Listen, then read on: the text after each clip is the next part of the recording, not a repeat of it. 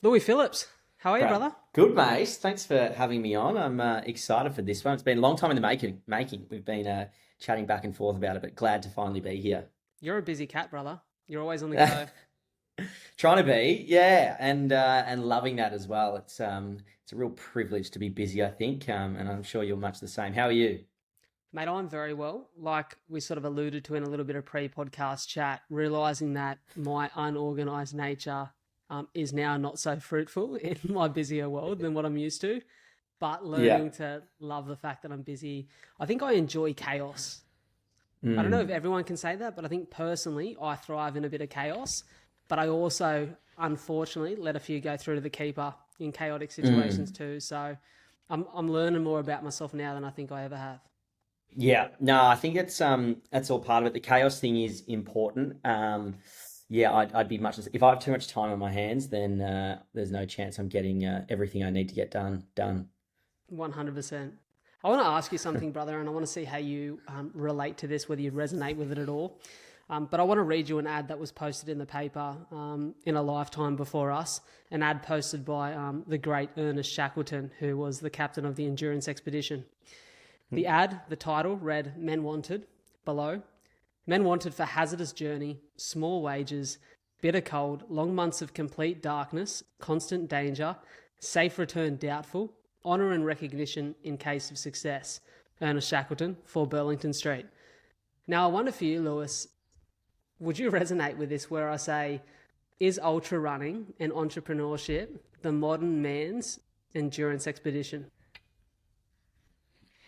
Yeah, well, the two kind of go hand in hand, and I think you're bang on there. Ultra running, yeah, for sure. It's all about your mental fortitude and kind of how far you can push yourself. I think often you'll find ultra runners are not like the most physically kind of gifted people. Now I haven't done an ultra marathon yet. I'm training for a couple, but I think they tend to go hand in hand. And the direction we're seeing a lot of business and CEOs and that kind of caliber of individual is being almost an athlete in their kind of spare time, and then working and applying those kind of qualities and beliefs into their business. So yeah, I think they go hand in hand, and these days I'd say it's almost pretty easy to stand out with a lot of that stuff because I think we got a lot of kind of people who aren't willing to work and put the time in, and you can really kind of stick out if you are willing to do that work.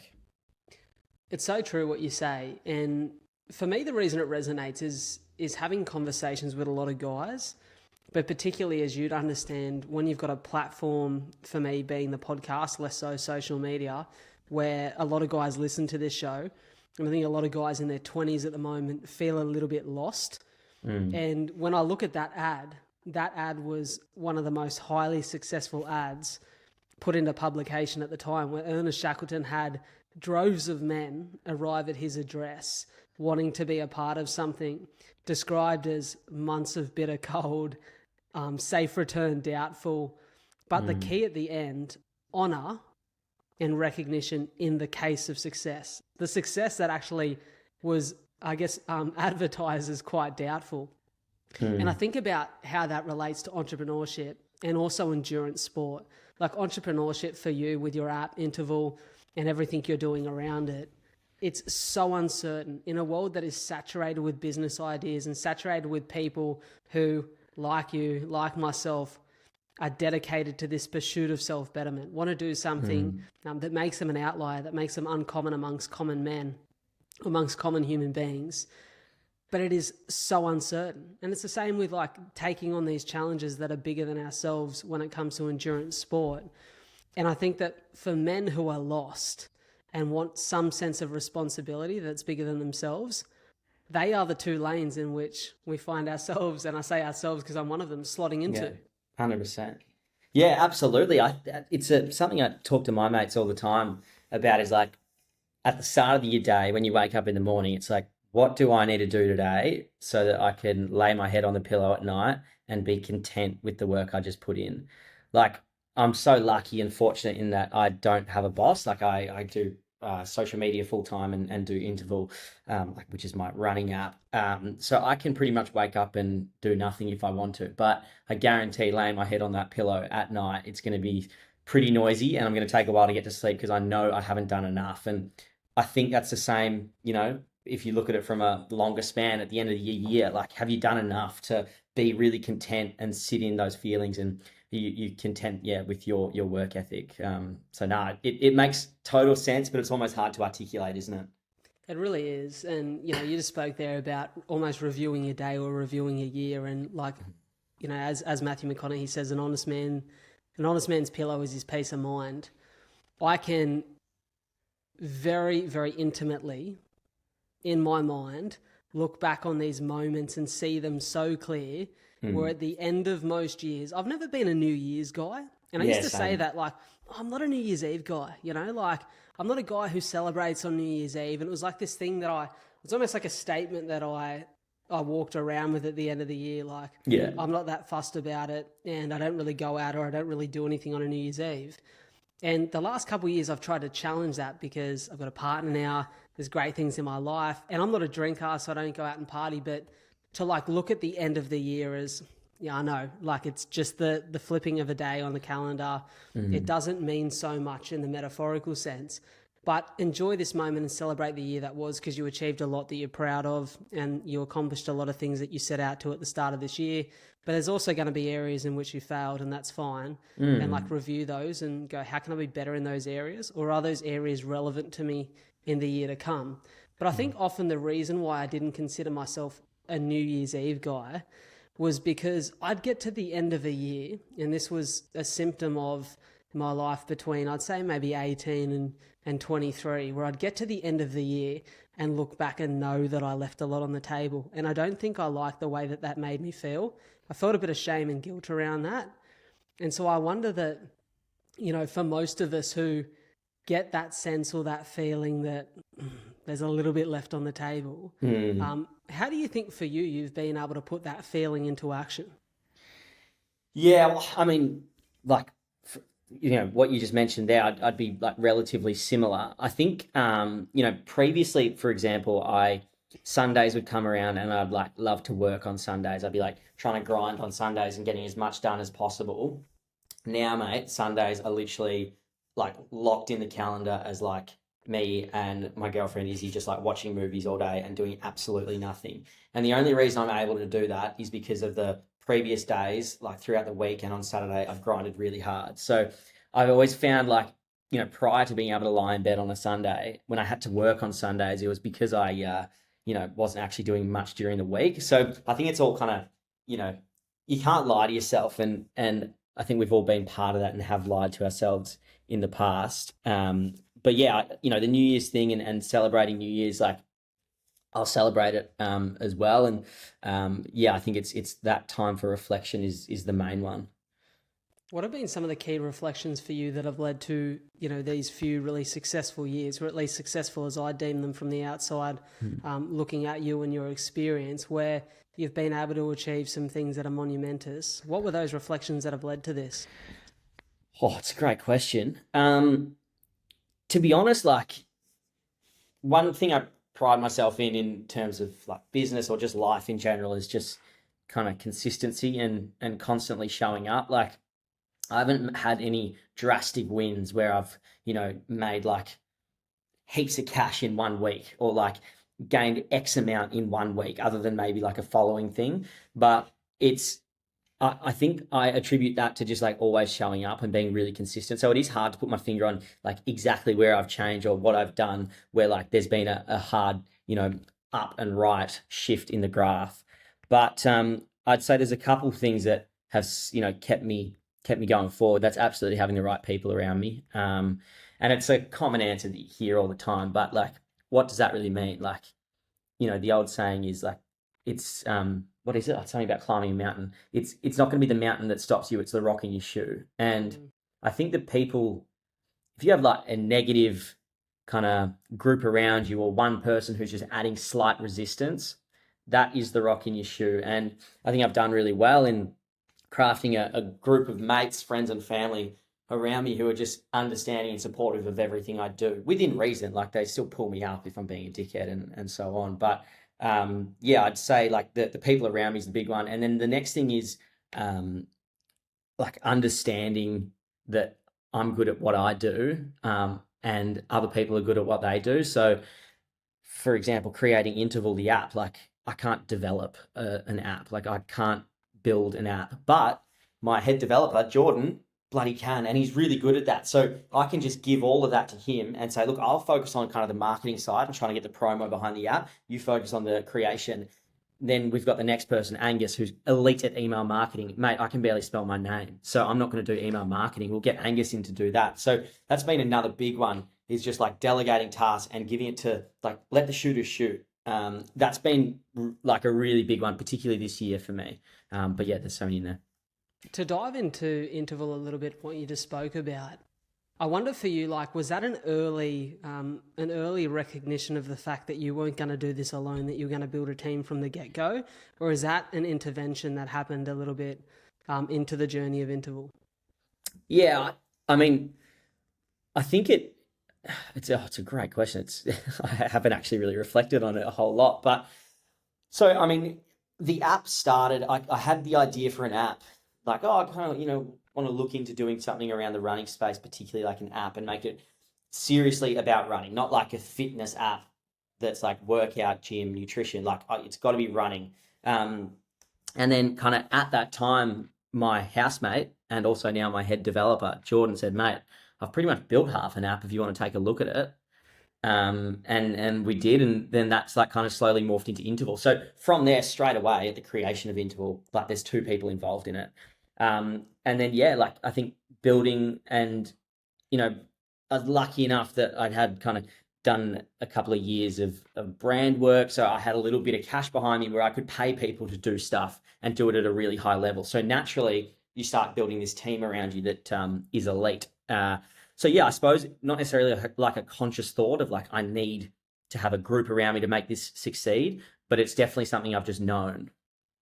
Because it's interesting, I look at myself now, and one of the things I maybe struggle with a little bit is bringing people in. And I don't know whether it's because I struggle to trust that other people will care for my work the way that I care for it, or whether it's my ego wanting to be responsible for all of it. Yeah. And I think that's the thing that guys particularly struggle with. We like to, I'm sure you've seen it on social because you exist in this space in which you're aware of what's happening on that platform or those platforms. But there's almost like this like alone alpha male kind of trend on Instagram where it's got, the video of Chris Bumstead where he's got the hoodie on and it's kind of dark and faded out, and it's just like, do it alone. Like you don't need anyone, brother. Like it's that kind of like, you can go through your whole life without anyone else ever helping you and you'll be fine. But the truth of the matter is you can't. No. And nor would you want to exist that way, because it sounds like a pretty lonely existence. Yeah, nah, absolutely. And I think you'll find like that Sigma male kind of trend and stuff on social media is just like, it's aimed at kind of like 14-year-olds. And that's and so like you can with stuff like that, I would just take little bits from it, but then like move on pretty quick. But mate, it is difficult to like kind of forfeit pure control over something. But I found what works really well is empowerment and empowering your team. Like we've got this Jet. His name's Jack. He's called Fuse Collective, and he's a videographer. He also does like the social media for Interval. And I've said to him, like, mate, no one's done this before. We have no idea how it's going to go. Like, what do we want out of the social media from Interval? We want it to showcase what the app does. We want it to showcase the community. And we need to drive sales as well. So those are kind of like the 3 things. Good luck. And by saying that, look, there's not really many boundaries there, but it's super empowering to Jack because we don't know what's going to happen. And it's like, it's not so much pressure here. Like, fail if you need to. Like, that's okay. But at the end of the day, like, this is your thing, so make it your own thing. And I think if you're working with people, if you're in management, or if you're a CEO, or if, you're like just kind of looking over a group of individuals doing some work, the more or the less micromanagement you can do, the more benefit it's going to be for your business or whatever you are that's building. Yeah, very true. What would the elevator pitch of Interval be? Like if you had to explain this to a group of, maybe early stage runners or even runners who want to take the programming out of their own hands because they live pretty busy lives, how would you sell it? So, I mean, our slogan is a running coach in your pocket. But it's essentially just like programming for running in a really kind of bite-sized, palatable format. It is super cheap. It's like $17 a month, I think, if you're doing like the monthly plan, or it's like $100 for the whole year. And it will run you through almost an algorithm of programming where it always keeps you on your threshold. So if you're at the end of each run, you kind of answer a little question, how did you find this 1 to 10 kind of thing? And if you went like 10, really difficult, the app will be able to figure that out and put you onto like a slightly easier run for the next one. So we're always kind of working towards keeping you at like a level that is manageable, but is still pushing yourself. But essentially, it's running programming with an incredible community and tech that's really building. So when did running become something significant enough in your life to influence a whole business that Yeah, you now have? it's a good question. So I actually just made a video on this, which I'm posting today, which is really handy because I've got all the answers. I was essentially playing footy, not very well. I was playing a little bit of country footy. And then I started doing like running stuff. I think I'd just come off Big Brother. I went on a reality TV show. And those reality TV shows, like at the time, you don't realize it, but like they can kind of muck with your head a little bit. Like you come out of the reality TV show. This is before it's aired. So you've done the filming, but it hasn't aired yet. You're thinking, am I going to be the next Brad Pitt, or am I going to, be the next Corey Worthington? Who knows? It could go either way. So you kind of come out of it a little bit frazzled, waiting to see.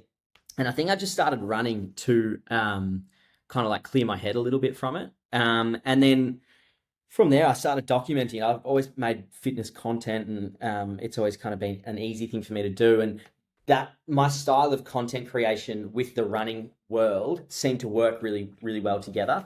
And naturally, like the running stuff blew up, and I've kind of haven't looked back since. But it's always kind of been about vulnerability. It's been about being honest and kind of not doing like the kind of normal fitness influencer kind of route, I suppose. But yeah, so started doing that with the content, and honestly, it kind of picked me. Like the content blew up. I probably got like, I don't know, 150,000 followers in the space of like 2 months from it, and which is a lot. And that comes with its own difficulties, but we worked from there, and kind of worked towards some marathons, and now I've got an app. It's crazy. You spoke there about the Big Brother experience, which I actually didn't know about you until I heard you on Cooper Chapman's podcast. Yeah. I was like, I didn't realize that was a part of your experience over the last couple of years. What I was really surprised by is, as a very likable guy, or at least it seems so from all of our interactions, you seem like such a great lad, but you spoke about the fact that your audience went backwards after being on a reality TV show. What do you put that down to? Heaps of things. Firstly, like so I went on the show with. We'll do it in numbers. I'm not just like relating myself to followers, but it's just an easier way to explain it. Went on the show with 10,000 followers. Came off the show with a little bit of a kind of crazy head. Needed to run and clear my head a little bit. While I was running, started filming myself. Got about 200,000 followers. So then the show, I've already recorded it, but it hasn't aired yet. They're going, yeah, we'll air the show in like 3 months. Then it pushed out to 6 months. Then it pushed out to a whole year. So I've got a year between recording and airing. So I've got all this time to fill. In that time, I'm grinding, running, like getting heaps done. And I'm getting all these followers from like the US. I'm getting followers from the UK, like international. And then randomly, a year later, there's all this kind of reality TV stuff posted on my social media, because that's what you sign away. And they're posting about Big Brother. I've got like blonde hair. I look like a little bit different to what I do now. And I think people are just like, what is this? On top of that, it was like a pretty shit show. Like it was pretty painful to watch. And the content coming out was also pretty painful. So I think the mixture of those two did mean that I took an absolute hit. And it was super humbling as well, because, when you blow up on social media, it's the first thing that's kind of attached to your identity is like your followers. So people are saying like, oh, Bradley, like you're blowing up, you're killing, you're flying. But then when it starts going the other way, when it starts going down, people are like, oh, like, what are you going to do? And Yeah. they're a bit confused. So yeah, it was a really good experience for me, and I'm so glad it happened. Yeah, you start getting the title of Landslide Louis, right? Where Exactly, people are mate. like, what the fuck is happening here? And they But let you know. it's so interesting to me, right? So I've had a couple of mates who have been on reality TV, two in fact, and have obviously through the podcast come to know more people who have had that experience. And it's a funny experience because they've all done different shows. But one of my really close mates, Taku, was on Love Island, Yeah. and come off the show as a star because people were like, he's a great guy. You know, the way that I think that probably the one positive of Love Island is the edit that comes out is not so far removed from the actual time of the experience. Like it's almost the next day that the content goes out or the episode goes live. So there is only very little edit that can be done. I had a mate who was on maths and similar thing. He had an incredible experience.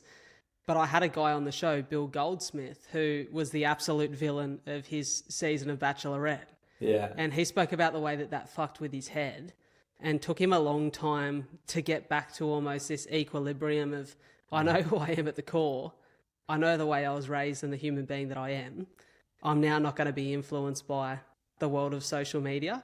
And it's probably, like you said, probably such a benefit because whilst, followers aren't something that you focus on as a human being who wants to get the most fulfilled experience in their life, but ultimately it's a business, right? Like everything that you do through INTVL will be influenced by how many people you can directly market to. The same thing with my podcast.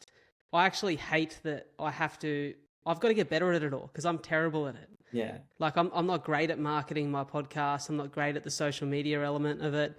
I've had Spotify sit down with me and say, mate, you've got to do this with your show to make it more. And I'm just like, I just love the way that I want to do it because I want to connect with guests and share stories. Yeah. And so I have to learn to be a little bit more influenced by social. But for you, when you talk about the challenge that you went through after that experience, like, did it make you doubt yourself? And did you go through a bit of a process where you started almost questioning your self-worth? 100%. Yeah. Less so from the reality TV. So with Big Brother, like I was kind of like the villain on there a little bit. Nothing too bad, but certainly got a fair bit of hate. And I think my years of social media previously and a strong family and really great friends kind of had me prepared and ready to go for anything like that. So I wasn't affected by anything that people were saying by me, but it was more like the feeling of kind of falling off and like, how am I going to pivot and what am I going to do? So I'd say that was really difficult. But as I said, like at no point did I just like give up and I didn't just like stop. So I just kind of kept showing up and doing the same thing over and over and the same thing I've done for years and the same thing that I will continue to do, which is just like make content, be who I am. And if people come and people follow, then great. If not, then you just keep going. So I think if you can kind of steer away from like riding those waves, particularly in social media and particularly if you're going on like any reality TV, you're going to be a lot better off. It's never as good as you think it is and it's never as bad as you think it is. Just find it like somewhere in the middle and literally just keep going. It's so common in social media and in influencers and like this kind of crazy world where it's just like ride the wave. It's like go really hard for 2 weeks and it's like grind 3 a.m. wake ups, running a marathon every day and then just fall off for a month.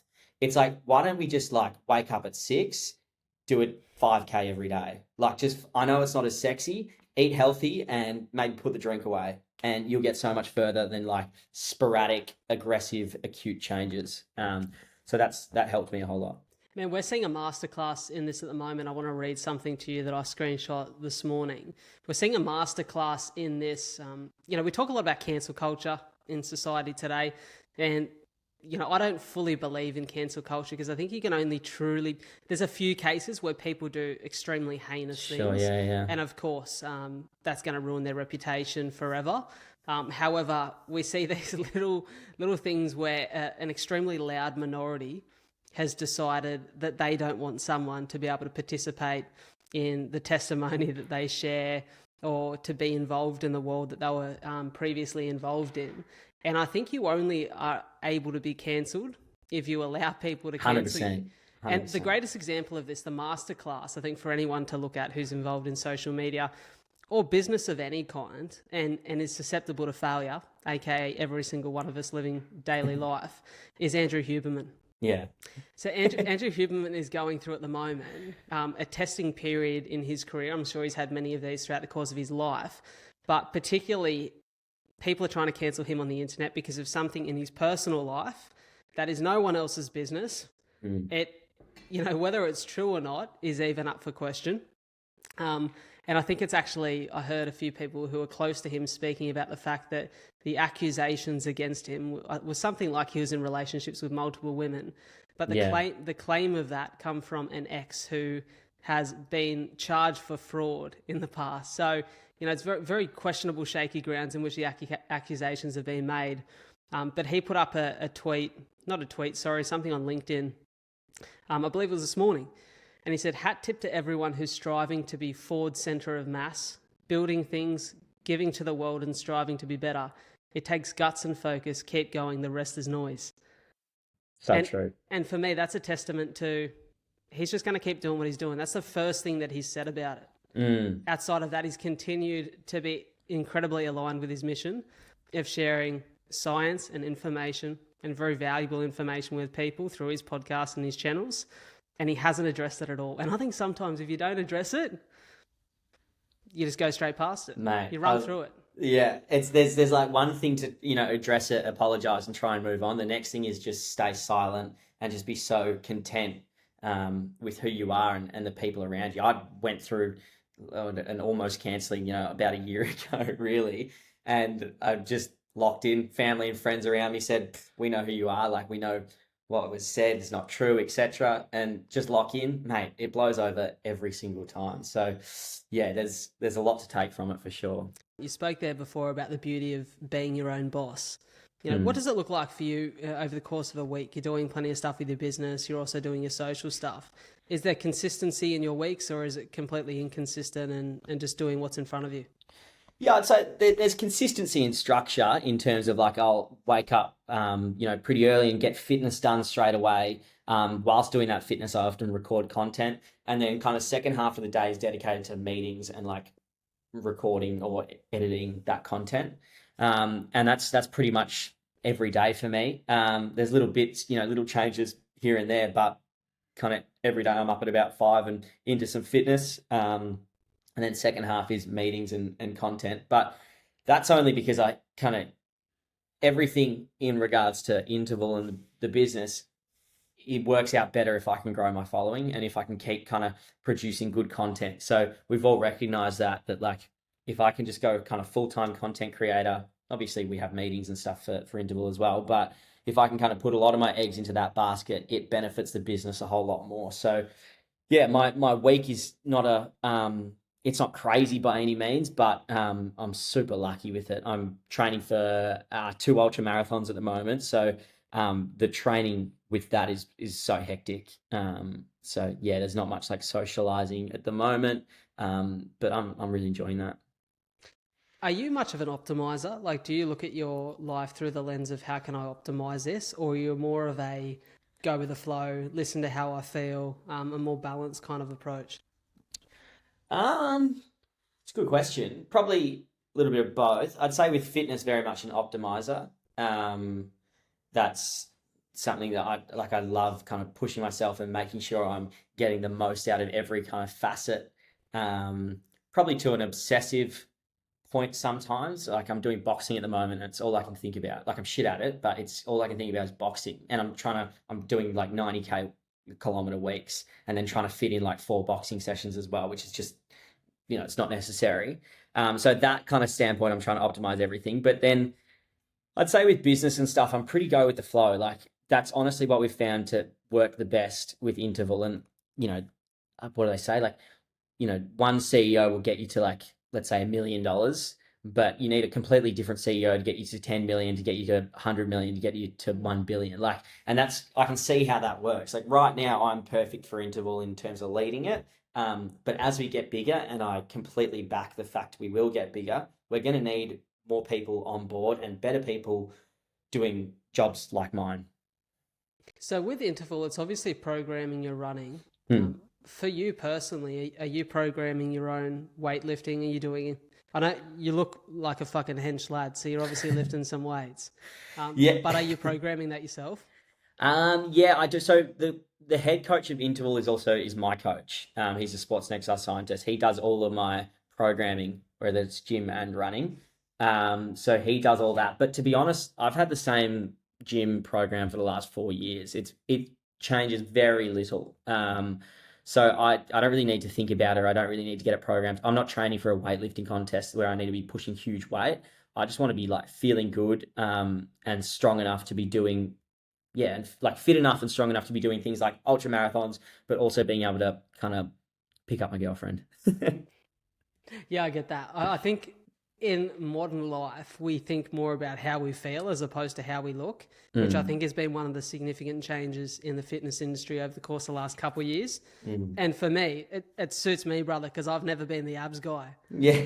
I've never been great at maintaining a six pack. I think I've had a six pack until I was about 6 years old, and then for about a 2 month period through 2020. So Nice. I'm all for optimize how you feel, not how you look. Yeah, and I mean that's the best way to go about it. I found, fitness industry, it's full of body dysmorphia, and I've certainly been there. Like I've had like objectively a good body and fucking hated it. So how do you get out from that? Like how do you move away from that? And what I've found is to actually use your body for activity, like use it to complete a goal. Like running at the moment, I can eat anything and everything, and I'm holding a little bit of weight, like can't really see my abs, but stoked because I can run 50 kilometers on the weekend if I want to. And like I find that like so cool. So, you know, going through that and being like having had kind of, I suppose, body dysmorphic tendencies, it's nice to actually kind of really love your body for a reason, and whether that be for feeling good or for like an output or for a sport, and I think both are great. Yeah, it's interesting, isn't it? Like I just had a conversation before you today with Samantha Gash, who's just an ultra running legend, and we spoke about the importance of actually fueling for running and fueling to look after your body so that you can not only be optimal in the training that you're doing, but in life. And it's this funny thing that I look at your content, and specifically on the weekends, I'm so impressed by your ability to show up in your life immediately post running 42 Ks on a Saturday or Sunday, or, doing something extremely long. How are you finding that balance? Do you feel like running takes away from your life at times? Yeah, oh, absolutely. While I'm doing, like while I'm training for ultra marathons and this close out, it absolutely does. Like you're gonna have to sacrifice. Like for sure, Saturday nights I'm saying no to a lot of plans and loving it as well. But I think like that it's not really an issue. Like I wouldn't say taking away from my life. It's just like my life is a little bit different for the time being. I still get to see my friends. Like I don't need to be sinking beers to have deep conversations with them. I still get to see my family. I still get to see my girlfriend. Like that element hasn't changed. I'm just like not necessarily going out and sinking piss on the weekends. But I think that's a sacrifice that you have to make. And if you're not willing to do it, then it's probably not right for you. Yeah, bloody oath. It's interesting. I wonder, is your partner into endurance training? Not at all. No, activity in general is not her thing. Which is funny, right? Because there's positives and negatives to that. The positive of my partner now being into running is, when we're very busy and because I'm working 7 days a week, it's the one thing that we get to do together. Yeah, nice. So it's great for quality time. But the funny thing is, I now don't sound as impressive as I once did. Yeah. I remember when we first met, I was literally a month out from running my first 50. Yeah, nice. And I just come off the back of a marathon. So I was pretty fit. And like the first couple of weekends she stayed at my place, it was like, in the morning I'm up at 4:45 because I'm running 30 or I'm running 25 or whatever it was. And like the day that I ran 50, I got out of bed at 3:30 to go out and start the 50, and she was going to join us for the last couple of Ks at the end. And it sounded really impressive. But now she's just more durable than me, and I'm kind of I'm the silver medalist in our household. She's like, probably could have picked up a bit of pace there, mate. Yeah, mate, pretty average really. Like we ran a marathon. I say we attempted to run a marathon together last year, and I got to about 37 Ks, and I was like, I'm either gonna shit my pants and finish this, yeah, or remain with full dignity, and I'm going to let you finish alone. And I was so proud of her because she just performed like a workhorse at the end. Yeah, But nice. fuck, I was humbled because I was Yeah. like, I can't go there with you. I'm holding you back. Go. Yeah, I can't imagine that, mate. That's good. I mean, good for you. That's what a cool thing to kind of have a bond over as well, running. Like, because naturally the endorphins after a run are incredible, and to be able to share that with someone, particularly like your partner, that must be, amazing. Oh, massively. And I just think that I've noticed at this point in my life. How old are you, Louis? 25. So I'm 3 years your senior. 28 recently, and I look at like my really close friendships and my relationship with my partner, and they are all very much. I've got friends that are very different to me by all means, but the friendships that I really hold close, and with my relationship too, we've bonded over things that we can do together that are in the pursuit of betterment and in the pursuit of aligned vision for our lives and the kind of people that we want to be. And they're the friendships for me that have really blossomed over the last couple of years. And they're often the friends that I see the most. They're the friends that I can go for a run with and catch up over a coffee because I'm not always available on a Saturday or Sunday now because of work. So I love that. I think it's a little key tip, and I think it's why run clubs have become so popular in these fitness communities, because you can have your social interaction whilst also challenging yourself, showing up and being disciplined. Yeah. And I love that. I think it's one of the most positive things about the last 5 years.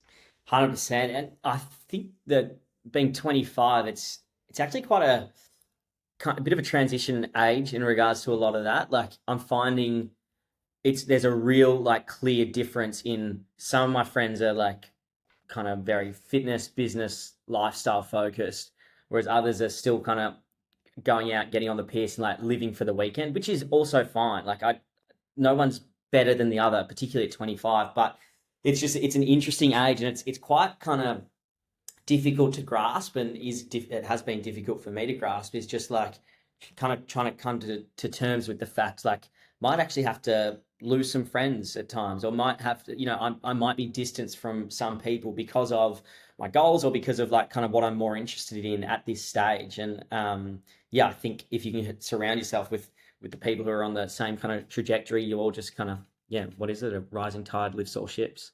Yeah, I love that. Do you ever feel guilty or shameful for losing some of those connections with mates?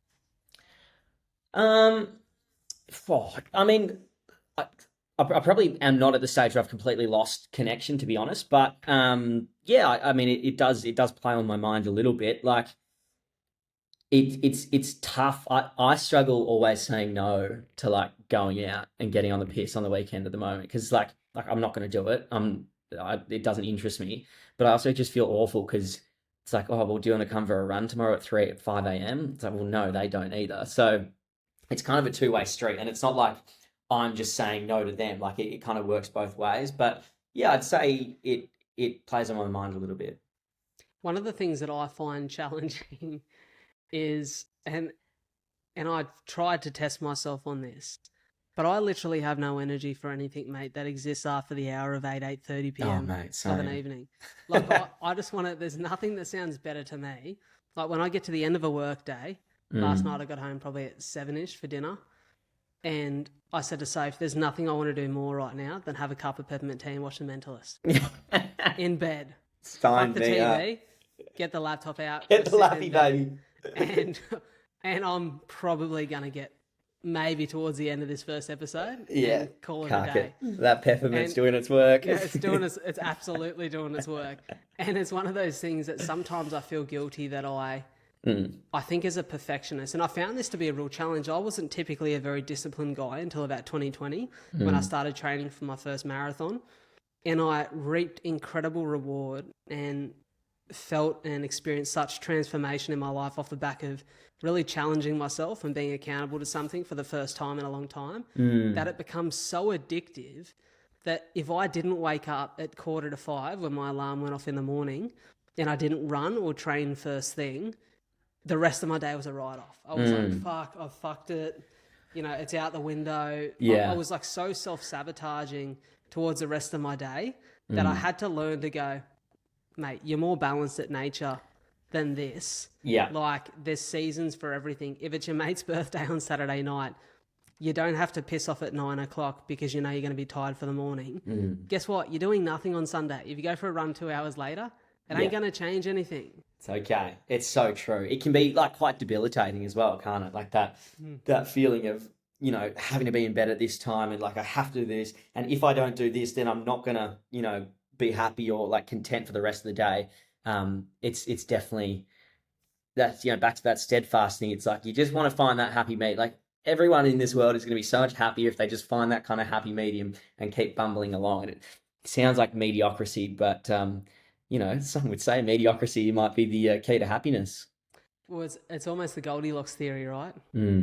It's like too hot, too cold, just right. Just you right. know, it's funny. I listened back to an episode of my podcast nearly every year with a guy named Rich Davini. I hosted him on the show in 2021. He's from the US. He's a retired Navy SEAL and founder of a business and also author of a book called The Attributes. And Rich is one of those guys that is, you know, no pun intended, incredibly rich in life advice and has so much value to impart on anyone who's privileged enough to hear him speak or to have a conversation with him. And one of the things that I love that he said is we focus far too much on this idea of being at peak and forget that peak is the smallest portion of the pyramid, in which it's called peak for a reason, because you get there and you can't stay there for very long.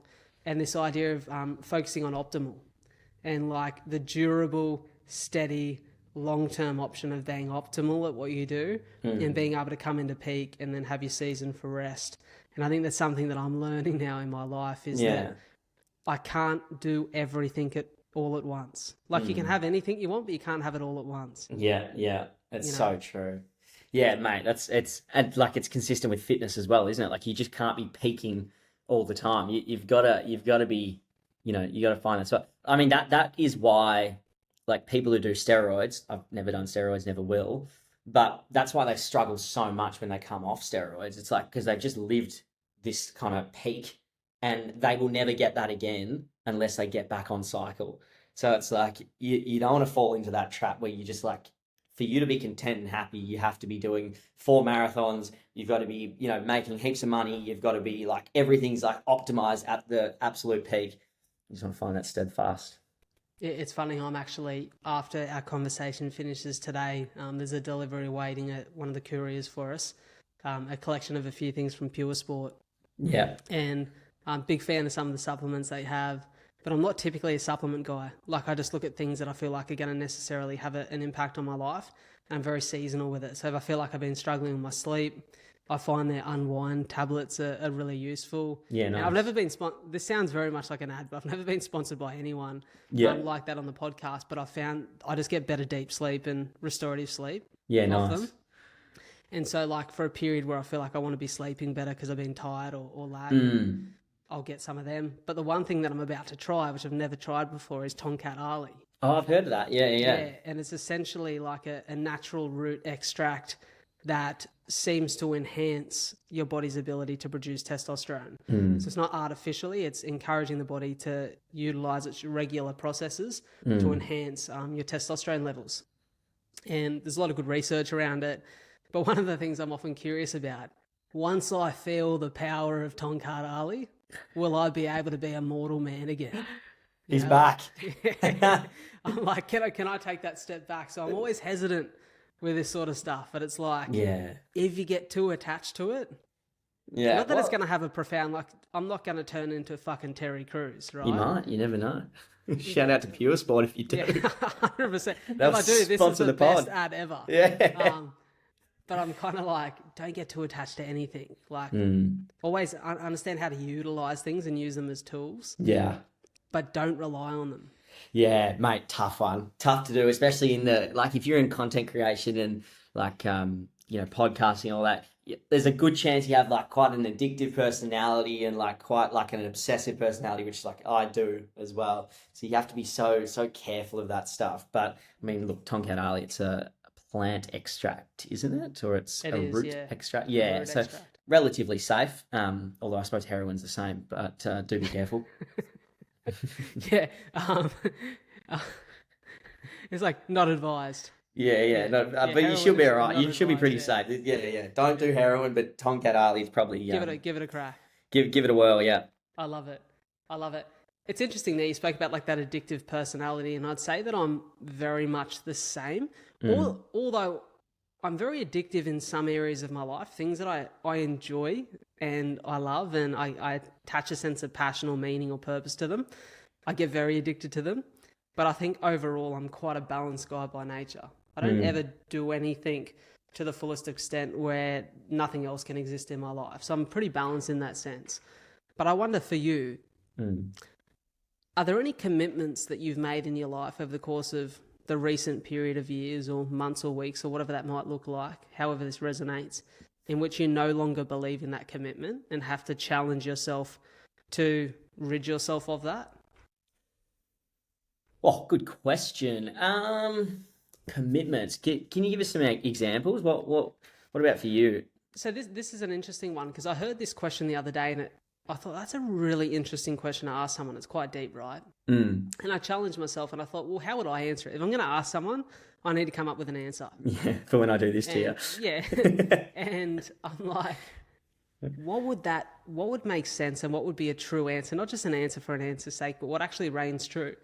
And the interesting one, as much as I love it, is the area that I currently live in. Yeah. You know, as a 28-year-old guy with a partner, hopeful of starting a family in the next year, you know, I'm looking at our area right now, and I work in real estate 5 days a week, right? So I'm at the cold front of what the market's doing, and I watch young people every day struggle to get into the market, but also when they get in the market, I watch them like absolute ducks. Like, it looks great that they've had the success of getting in the market, and they should be really proud of themselves because it's a huge achievement. But I can see that their legs are paddling like crazy underwater because with the interest rates, with the affordability crisis, it's really hard to get into the market. And because we're an hour from Sydney, we're almost an extension of Sydney. We're just a southern suburb where a lot of Sydney buyers are coming down here because they can work remotely now. Also because it's, in my opinion, far more beautiful than Sydney. It's a little bit quieter. It's a better quality of lifestyle. Once again, in my opinion, a couple of Sydney folk will be hating me for that. You know, but we live in a beautiful area, and I would love to live, you know, out in the northern suburbs of the Illawarra for the rest of my life. It's just a gorgeous part of the world, so scenic and great communities. But it's really unaffordable. But I've also chosen a job that means I'm geographically tied to this area. And I often think, should I have had a little bit more foresight, and have I committed to an area in which I can't exactly have the quality of life that I want right now? And that's something that I'm questioning over the course of the next couple of years of my life. Yeah. To get into the market, to have a home for my family, to have a little bit more money left over every week where we can live the kind of lifestyle that we want to live, you know. And also, I'm a full believer, and I don't mean this from a victim, from a place of victimhood at all, that sometimes you just got to work harder and grit your teeth and create the opportunities that you want. I'm all for that. But I also think, you know, sometimes you've got to look at ways to ease the challenge or ease the suffering that you're experiencing, you know, to get the outcomes that you want in life. And so that's one of the areas that I'm questioning whether I've made a commitment I no longer believe in. Yeah, sure. No, that's interesting.